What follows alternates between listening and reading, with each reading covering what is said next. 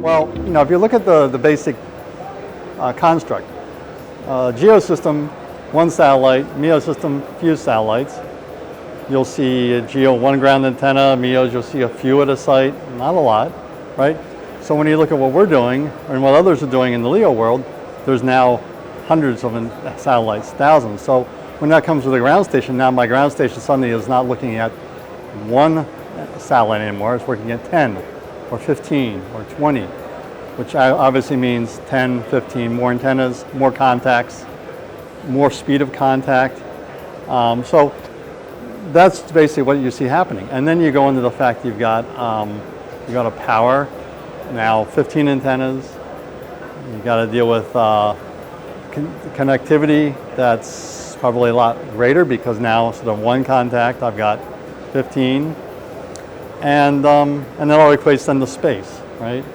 So more space, and you have, operators needs to find land and the ability to put in many antennas that are generally looking broadly across the sky, which can't look to each other.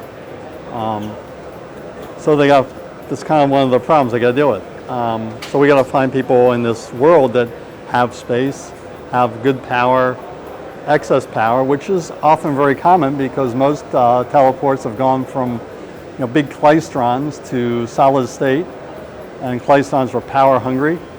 Solid state's not near as much of a problem, and so they generally have that kind of thing.